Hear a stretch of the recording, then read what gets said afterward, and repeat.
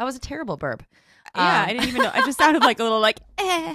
It was like the burp of a baby bird. All right, you don't have to be mean. Welcome to My Vagina. This is Jessy Karen. I'm Rebekah Frank, and here we are again having our current, hysterical, infuriating conversation about our lives as vagina-having organisms. All content made up on the spot, but probably researched. Ha, just kidding. It's definitely researched. Welcome to my vagina. So listen, guys, real quick. We got a review for you this week. And honestly, they're not paying us to say this. No, not an ad. But it has been tested and approved by yours truly, Jessy Karen. Yes. I've been a woman for a few decades now. I've tried a lot of things. I didn't use pads for very long because I don't like it's like a diaper. Yeah. Use tampons. Love the Diva Cup. Still a huge fan of the Diva Cup.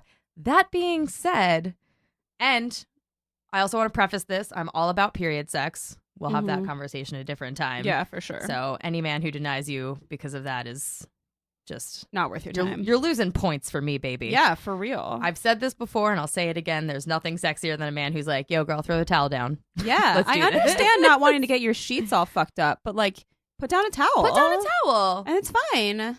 Totally. I mean, I get it. Like, honestly, day one, don't touch me. That's how I feel. But I don't even want to touch myself. Why is my skin touching my skin? Right, everything burns. Yeah, it's terrible. Yeah, Satan. I don't know why I said that. It's true. Anyway, a friend of mine brought me, or I was telling her how I wanted to go hang out with this guy. And, you know, it's casual, so right. I didn't want to be like, cool, second, third day of my period. Let's like ruin your goddamn sheets. Right. And I don't know where he stood on that. And you kind of didn't want to know because you wanted to have fun. Yeah, I just didn't even want to have to think about it. And I was like, totally. man, this fucking sucks. Like I have my period. I don't want to have to think about like, cool, are we going to put a towel down or like your sheet's going to be messy? Or are you going to be like a jerk shithead about this? And yeah, shithead who's like, no, this isn't happening. My friend was like, oh, just get the SoftCup. And I was like, what are you talking? What? Yeah, what's a SoftCup? What the fuck is that? Yeah. Well, be prepared to have your minds fucking blown. Blown, guys. SoftCup is the best thing that's ever happened to me. Yeah. Because you can have sex on it. Okay, here's my question. Sorry, you can have sex on it. On the cup. You put the cup down on the bed and then you line up a bunch of cups and then you have sex on it. And it's the best sex of your life. It'll blow your fucking mind. Those are the instructions. Yeah, on the box. It's what it says. It costs a penny to do it that way, but you know. What was your question? Oh, my question is, because I know that like when I've been using a Diva Cup or whatever, and I use it in the couple of days, like if I spot leading up to my period, and so I don't want to ruin all of my underwear, just some of them. Yeah. So, but like you can still kind of, you know, you can still like mess around or whatever. So you have it in there, and then I just find that like I can't get wet if it's there. Mm-hmm. And then I end up almost like one time I didn't take it out early enough. Mm-hmm. And then it was just like I like chafed myself. Yeah. From just like, you know, it was very uncomfortable. Are you able to get wet with it in there? Or did you have to like use lube and stuff like that? I mean, honestly, well, we were using condoms, which always kind of like doesn't help either. It sounds weird, but I think I was like super dehydrated. So I was like having a lot of trouble getting wet, and I haven't had that much trouble in a while, so I don't know if it was the SoftCup or a combination of all of the things. Okay. But according to the SoftCup box, and I've only tried it once, according to the SoftCup box, it's not supposed to dry you out the way that Diva Cup does. Yeah, because Diva Cup dries me. That's like a desert in there. Yeah, it's not supposed to. This time, I think there were variables involved. Right. And okay. of course, like as a woman getting a little bit older, I still have like shame when it comes to like being dry. So there was like a little bit of that, and I think I got in my head. So then it like made it even worse. Yeah. Especially with somebody that you're like not really necessarily with, because if you're with them, it's like cool. Like sometimes it happens, sometimes it doesn't. Yeah, and everyone knows, like law of averages. Everyone knows. Yeah, you know? And then like, but when you're with like somebody casual, you're like, oh no, like yeah, fuck. And not that you should be ashamed of that. It's just it's ingrained in us. Yeah, totally. But how does the Diva Cup dry you out? Hi, that's Lucy. Oh yeah, that's my sister Lucy. So it's gonna be a fun game for you to try and figure out which one of us it is. It's a Frank takeover. Yeah, it's Frank's takeover. Welcome to My Vagina podcast. We'll be interviewing her in a few moments. Yeah. But what was your question? I was just, how does a Diva Cup dry you out? Oh, I mean, I think And I don't know, actually, but this is going to be something I guess we'll put in the episode notes if I can figure it out. But I think it has to do with like the way that you put a Diva Cup in. So you fold it in half and you insert it and you twist it when you put it in, and then it suctions on. And I think the suctioning to the because cervix. like you suction it onto your cervix basically, so like nothing gets through. So I know that I was about to say not to overshare, but this is Welcome to My Vagina podcast, so I'm talking about having sex in a soft cup, so sometimes during my period. So like if I use it when I'm spotting before my period, and I don't like to use tampons if I don't have to, whatever, sometimes I'll pull it out and like there will be a little bit of like blood in there, but mostly it's just like vaginal fluid that doesn't get mucus.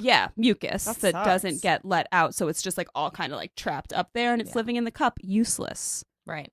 And if anybody has like the scientific answer for that, please send us a message. Because I am curious about that too. But I think it blocks some of the like normal discharge and mucus, which I'm surprised SoftCup says that too, because I feel like that's probably the same thing, because if anything, that hugs your cervix even more. Okay. And it goes all the way up in there, and it's like a little baggy, so I think it catches fucking everything. Yeah. Listen, I'm not a doctor, but hey SoftCup, can you let us know? Yeah, it's a lot messier on the outro. Right. On the exit, and then on the outro.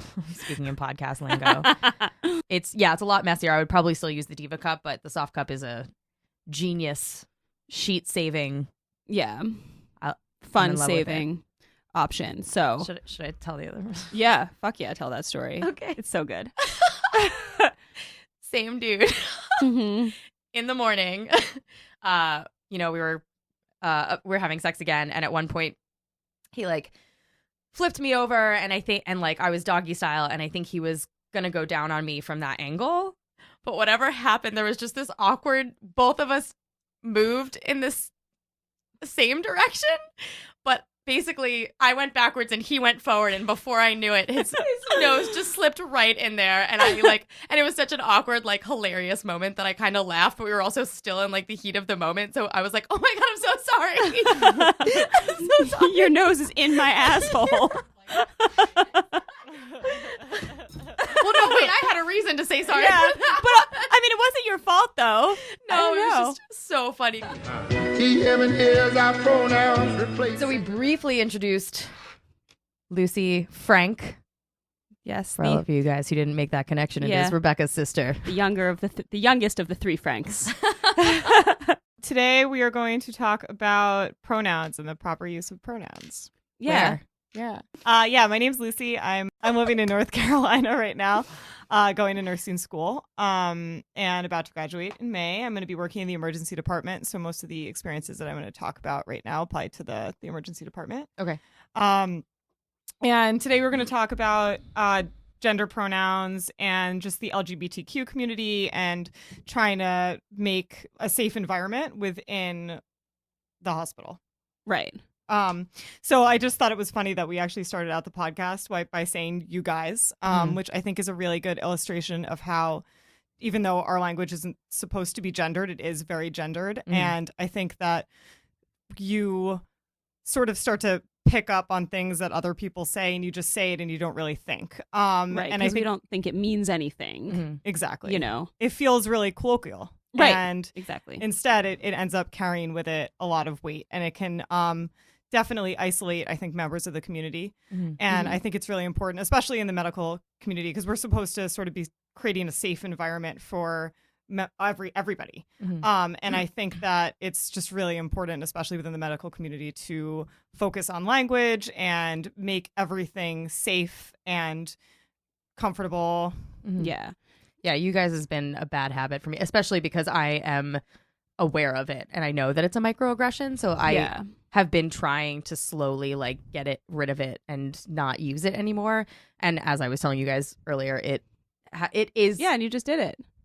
Did I just? Oh my god! I just did it. I'm the worst. It's the one thing. It's so hard of my vocabulary and my phrasing, and especially as a bartender, I just use it all the fucking time. Yeah. It's just easier to just walk up to anybody and be like, hey, what's up, guys? But I was talking to our friend Kevin about this, and just like about as a bartender, how we greet people and how we address people and you know, things like that, and specifically thinking about trying to be a lot more sensitive to the LGBTQ community and not using you guys when, like, for us, you know, it might, because it's become so like colloquially used, like you were saying, Lucy, that we're not really as offended. We're not offended by it, but like maybe it transitioning. Maybe it makes people feel really unsafe. So we were talking about that, and we were also talking about how interesting it would be as an exercise for ourselves and also for people around us to just introduce, to like say hi to everyone, like, hey gals.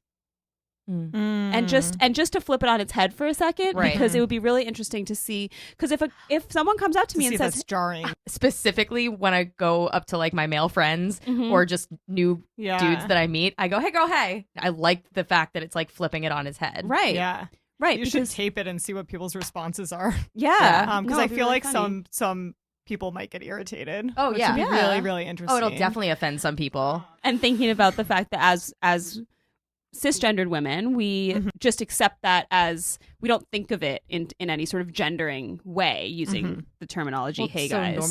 It's so normalized. And so saying hey girls is the exact same thing as saying hey guys, but it is noticeable because it's different. One of the most important things, or one of the things that we've learned that's very, very important, is that just because somebody looks one way and you assume that they're one gender, to not make that assumption and ask them, because gender expression is different from how you identify. So one of the things that we were talking about in the ride over here was I was thinking about the medical community, and when I think about doctors and people who work in that, and the whole, this oath, part of the Hippocratic Oath, I think is do no harm. Yeah, absolutely. Yeah. And so so could you talk just a little bit about, I don't know, you know, you go to the hospital and it's like the worst day of your life. Yeah, 100%. A lot of times.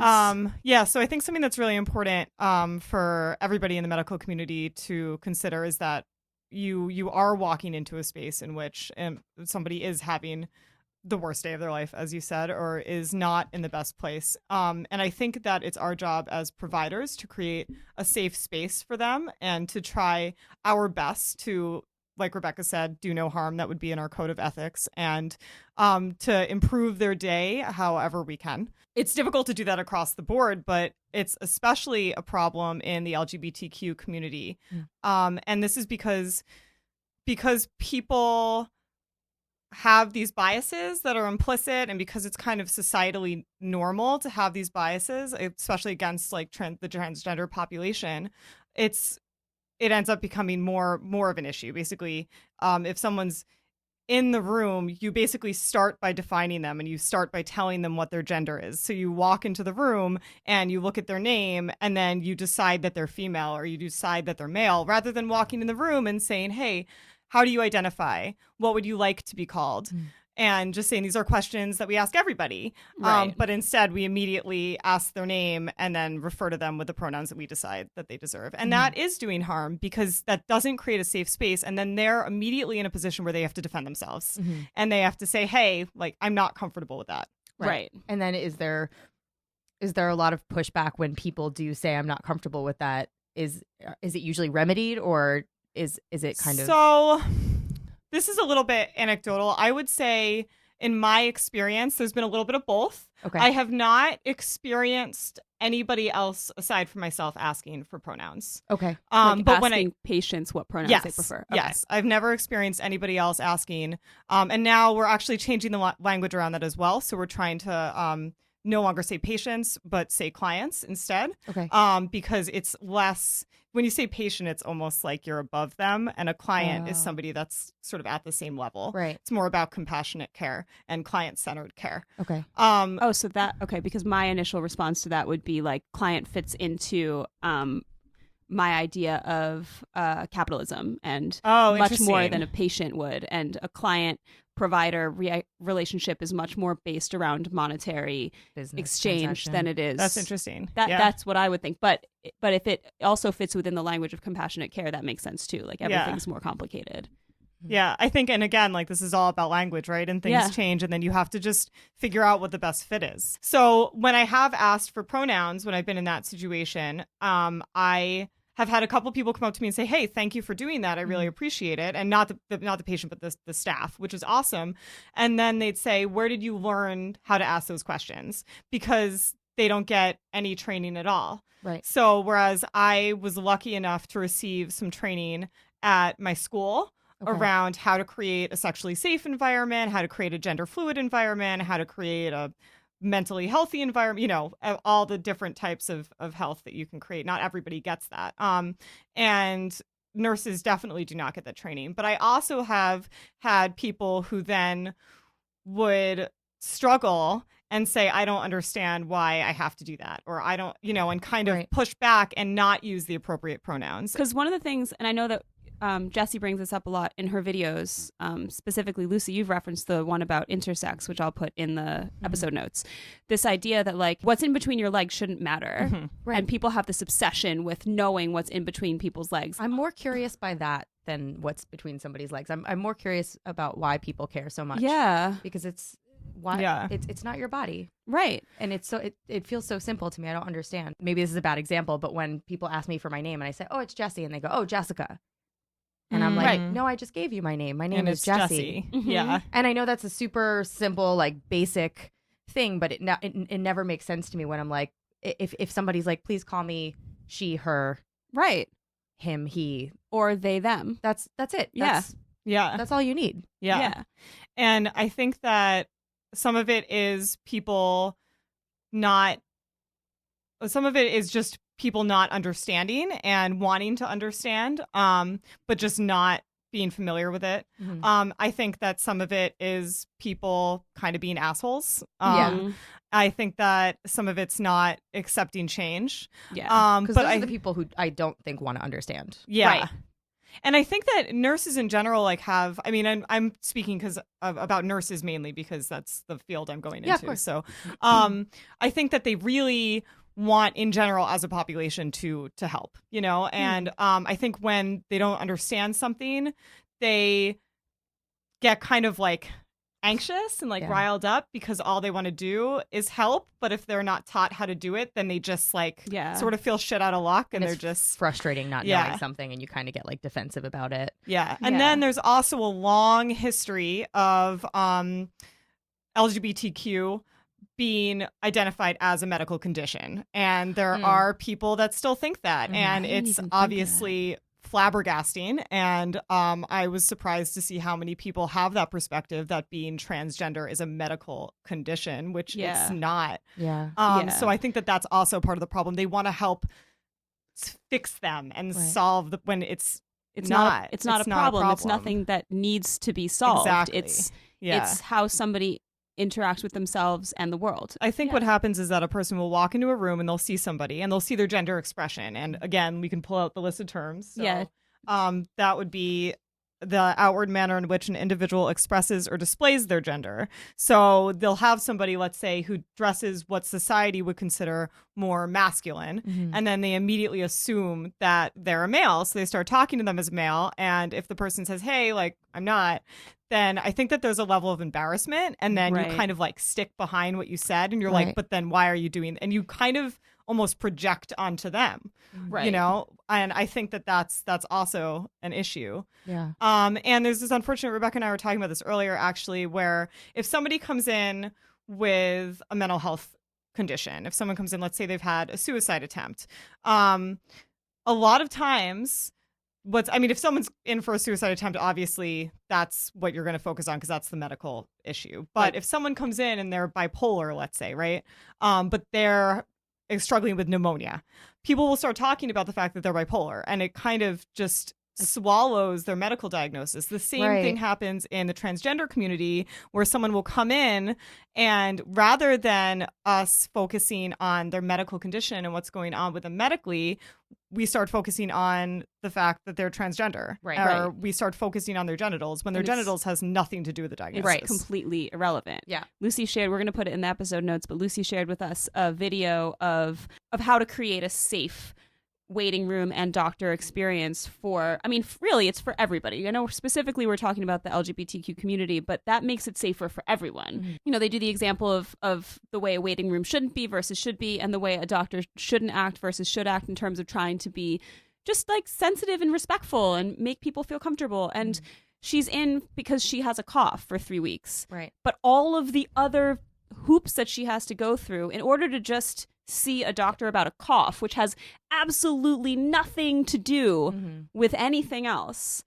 But because she's transgender, it becomes like that so becomes she's sitting the issue. with an intake form, and it's asking what her name is rather than asking her, because a lot of times you have to go through this whole process to change your legal name. Right. So you might have a legal name that's going to be on, let's say, your insurance card that the doctor's office is going to need, and they're going to need that to identify that you're the person receiving care.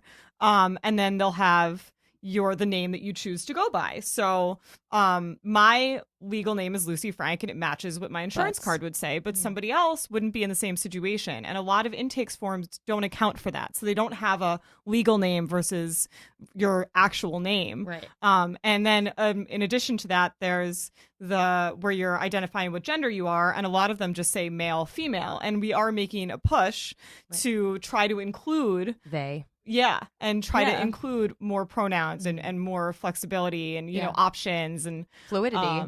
Exactly. Absolutely. And that's not an option. And so the minute you walk in, you got this form and you sit down, and then you can't answer these questions that they look at, that the population would look at as basic questions. Yeah, I mean, I never would have. It's isolating. Yeah, exactly. And like we've filled out how many forms going into doctors and dentists and whatever with all of this information, and how many waivers I might have signed, or how many services I've signed up for, or airline tickets that I've bought. And I never think about the fact that it is catering to me. Right. It's catering to cisgendered people, and it seems so very straightforward, but there's a large percentage of the population that would find this exactly super, super isolating, because all of a sudden it's like, okay, well, this is like, is this going to be a problem now? Because maybe this doesn't match my insurance card, or maybe I haven't changed my state ID, or maybe my state doesn't let me change my ID. Right. And so now there's all of these problems, and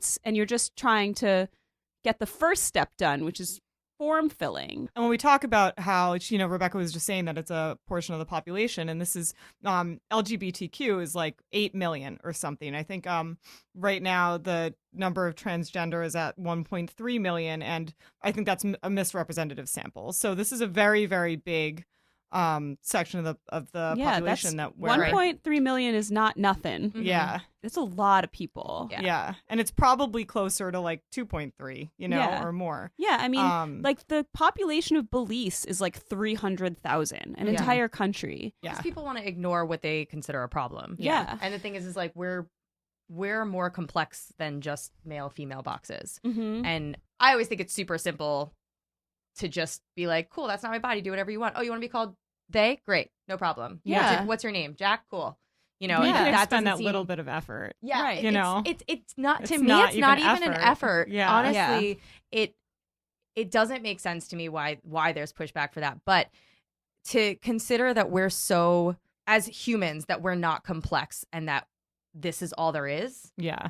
And that people don't understand that, like, maybe there is some semblance of like a spectrum and fluidity within gender. It's sad, but it's also confusing to me. So I think what's been kind of neat at Duke in response to this is we have Spectrum, which is our LGBTQ organization at the school, and they put on an event called Let's Talk About Sex, which is it's been kind of developed by a girl, Julia, in my cohort, and I think we're going to put something about her in the notes. Yeah, I'll have a link to information about her and Let's Talk About Sex in the episode notes if you guys want to do more research and learn more about it. So, and basically what this is because first off, in our country, we don't talk about sex in general, so we're already kind of a little bit listen shy. to the intro. Right, I know exactly. And nose in butt. Right, nose in butt. Don't be shy, guys.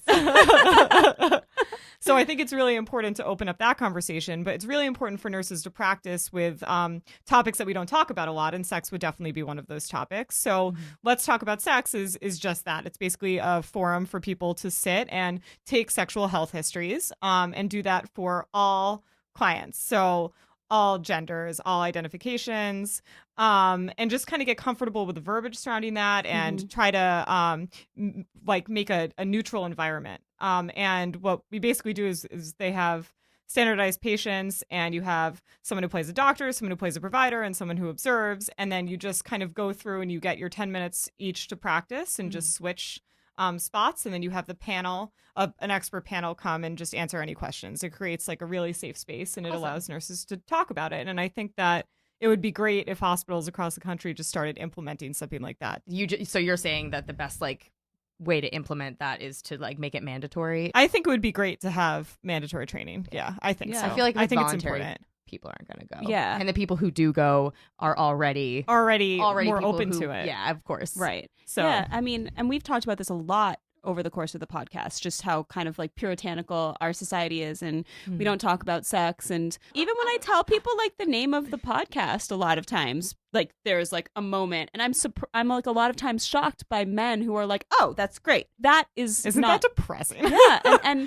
And then we're thinking about healthcare providers. Yeah. And we have to remember that they went to schools too, and we all, I think, had the experience of having some bullshit sex education in our schools. I mean, Lucy and I graduated from the same school, but I learned very little. Now we're talking about people who are our care providers and working with the body. Yeah. And the fact that we're still so hands off about this, and we're so embarrassed about talking about sex and sexuality and all of that kind of stuff, is such a barrier to proper care. It's interesting to me, because I would think this would be the one area that people would be cool with it. Yeah, of course. And to find out that it's not is... And you definitely get training about anatomical issues and medical issues. But again, it's you don't necessarily get that training about sexual fluidity. And I think it's really important, and how to create a safe environment. And I think that I'm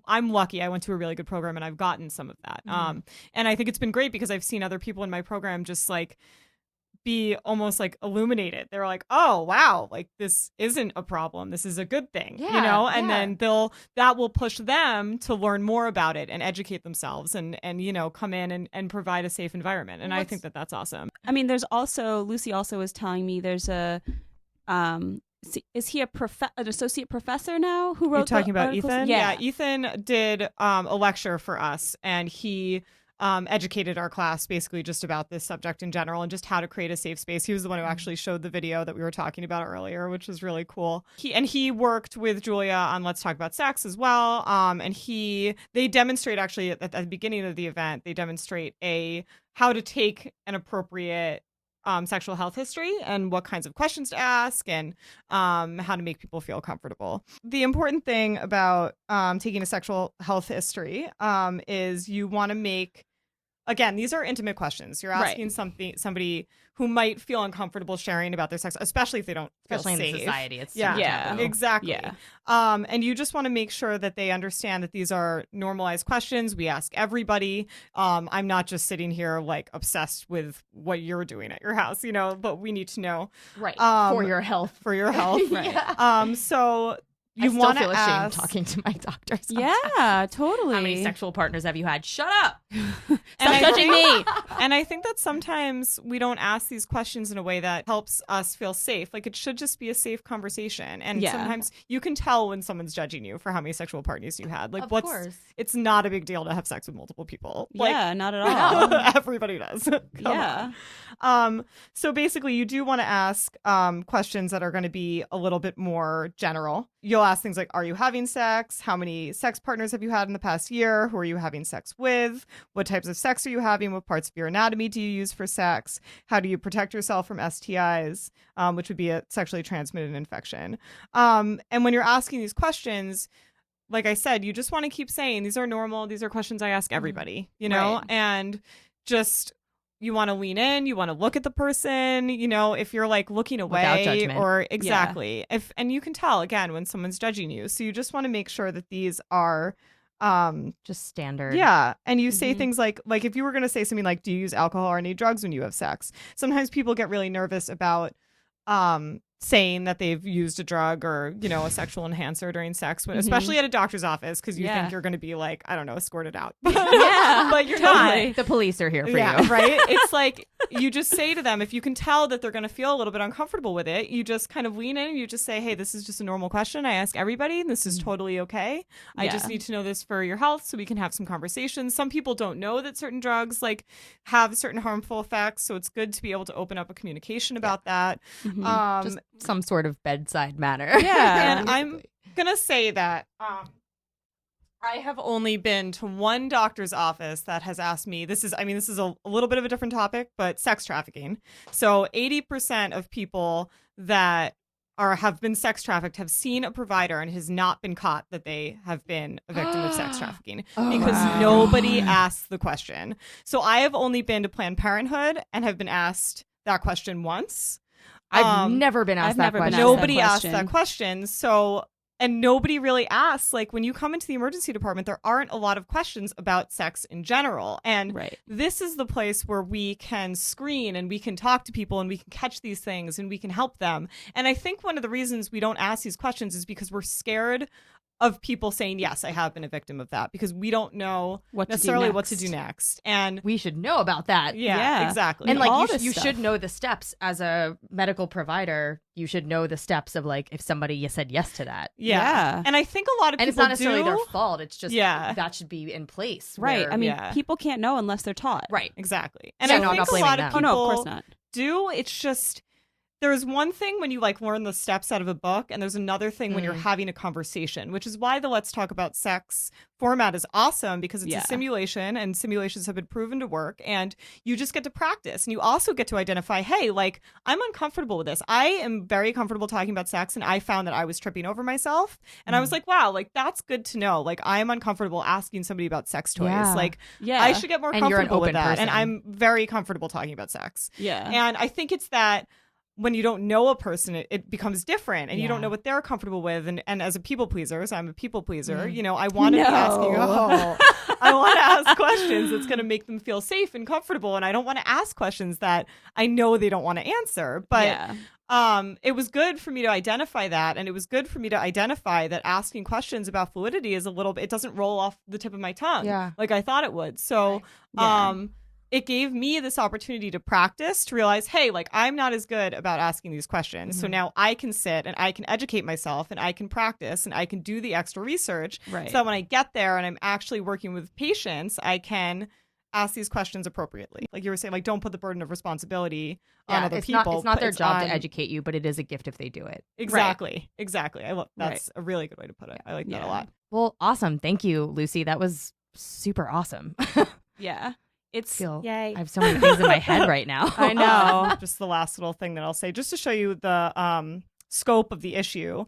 It was called the National Transgender Discrimination Survey, and this was 6,450 transgender adults who were asked a slew of questions, and 53% said they were verbally harassed, 44% said they were denied equal treatment or service, 19% were actually refused medical care. Refused care. Refused care. 28% were subjected to harassment. 33% did not get preventative health care, probably because they were too afeared of going into a space.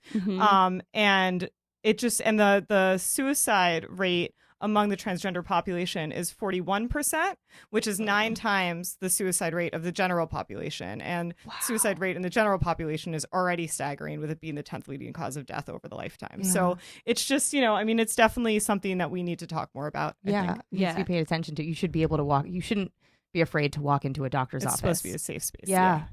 It's just,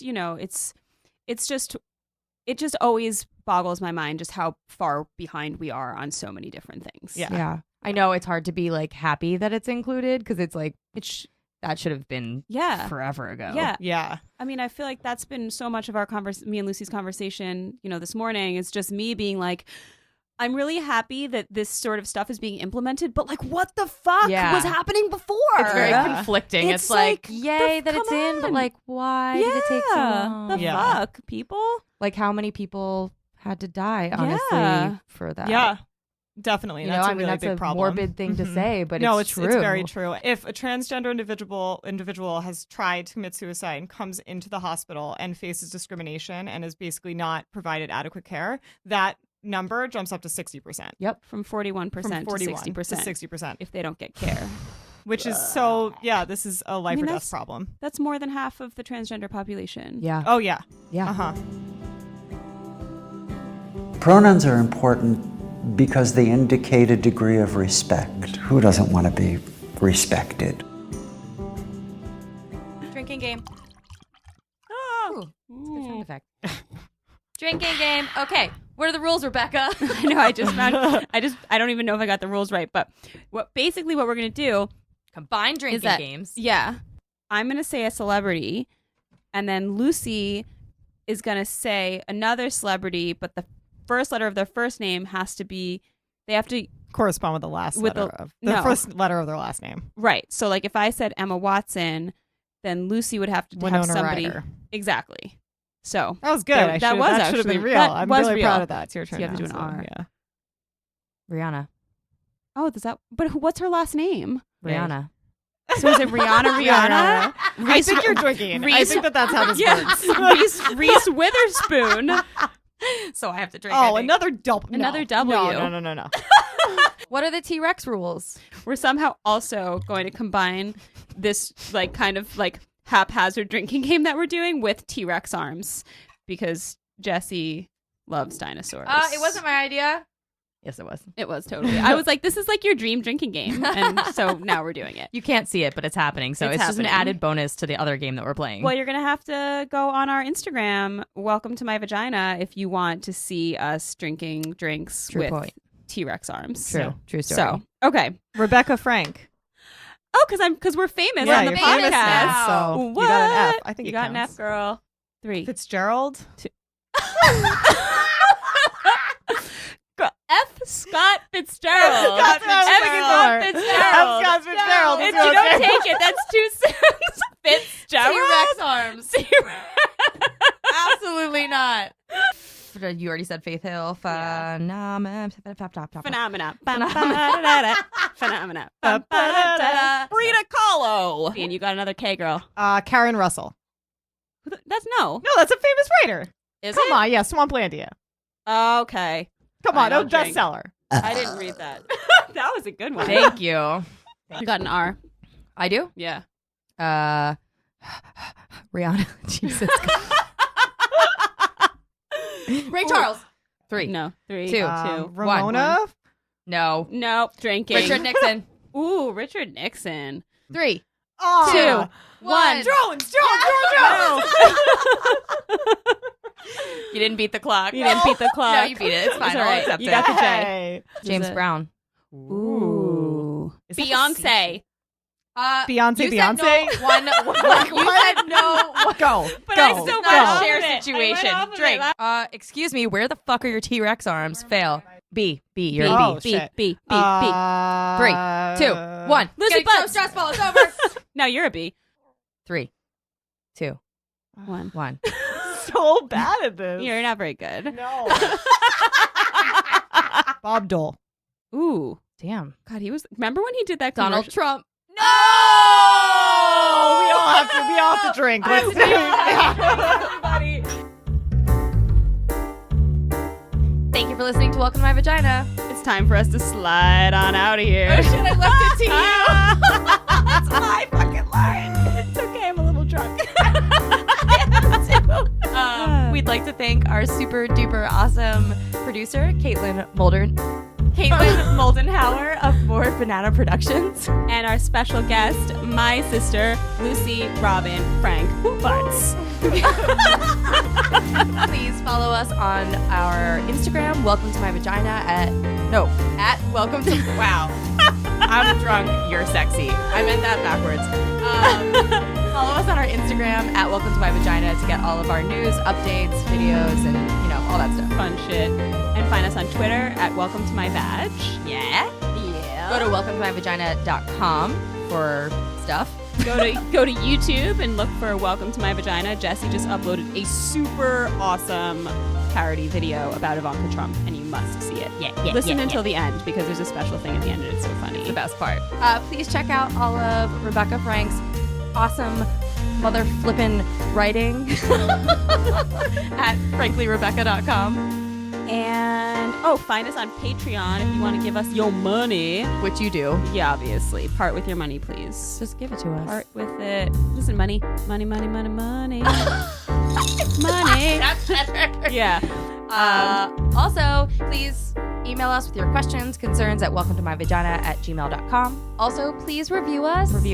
Put stars. All of them. We love when you tell us through text message, but it'd be real awesome for like our careers and stuff if you like put it on the podcast stuff. Put it on the internet, guys. That's what I meant. Put it on She the knew internet. what I meant. It's all right. I got you, girl. Okay. Yeah. See you next Tuesday. See you next Tuesday. Bye. Bye. Bye, Lucy. Bye. I'm drunk.